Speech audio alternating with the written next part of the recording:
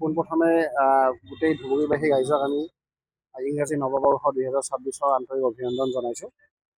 Ministry of road transport and হাইৱেজৰ পিনৰ পৰা প্ৰত্যেক বছৰৰ দৰে এই বছৰো 1 জানুৱাৰী 2026 পৰা 31 জানুৱাৰী 2026লৈকে মাহজোৰা কাৰ্যসূচীৰে নেশ্যনেল ৰোড ছেফটি মান্থ মানে ৰাষ্ট্ৰীয় পথ সুৰক্ষা মাহৰ আয়োজন কৰা হৈছে।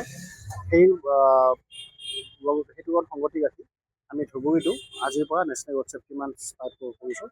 প্ৰথম পদক্ষেপ হিচাপে আমি যিহেতু আজি নতুন নৱবৰ্ষ আজি প্ৰথম দিন, সেই হিচাপে আমি যিখিনি মানুহে হেলমেট পিন্ধিছে সেইখিনি মানুহক এপাহি গোলাপ ফুল আৰু অকণমান চকলেটৰ ব্যৱস্থা কৰিছোঁ যাতে তেখেতলোকে উৎসাহ পায়।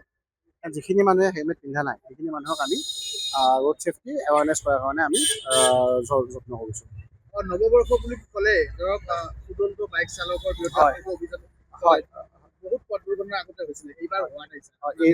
এইবাৰ আমাৰ গোটেই ডিষ্ট্ৰিক্ট এডমিনিষ্ট্ৰেশ্যনৰ লগতে SP ছাৰৰ নেতৃত্বত গোটেই আমাৰ এনফৰ্চমেণ্ট টীম, ট্ৰেফিক পুলিচ আটাইৰে মানে সহযোগত আমি আজি 1 জানুৱাৰী বা 31 যোৱাকালিও আমাৰ কোনো ধৰণৰ এনেকুৱা দুৰ্ঘটনা হোৱা নাই।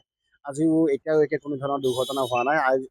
আমি আশা কৰিছোঁ মানে ভগৱানক আমি প্ৰাৰ্থনা কৰিছোঁ যাতে নৱবৰ্ষটো আটাইৰে সুখভাৱে পাৰ হৈ যায়। সুৰাপায়ীসকলক কি ক'ব? সুৰাপায়ীসকলক মই এটাই অনুৰোধ জনাম যে যাতে কোনেও মাদক দ্ৰব্য সেৱন কৰি, কোনো ধৰণৰ নিচাযুক্ত দ্ৰব্য সেৱন কৰি গাড়ী চলাচল নকৰে, বাহন নচলায়। বিকজ এটা এক্সিডেণ্টে এটা ফেমিলিলৈকে ঘৰুৱা অমানিশা নমাই আনে।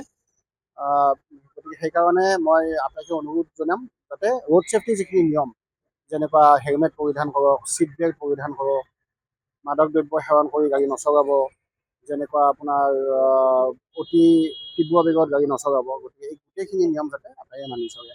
নতুন বছৰ ফেব্ৰুৱাৰী মাহ আহি আছে ছাৰ। হয়। টেক্সৰ ক্ষেত্ৰত বা কৰ সংগ্ৰহৰ ক্ষেত্ৰত কেনেধৰণে হয় আমাৰ এইবাৰ গোটেই ধুবুৰী ডিষ্ট্ৰিক্টত টোটেল ৰেভিনিউ টাৰ্গেট আছিলে প্ৰায় 24 কোটি টকা।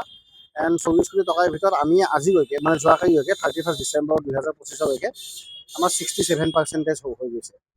এণ্ড আমি আশা কৰিছোঁ যদি ধুবুৰীবাসী ৰাইজে সহযোগ কৰে আমি 100% ৰেভিনিউ ৰিচিভ কৰিব পাৰিম।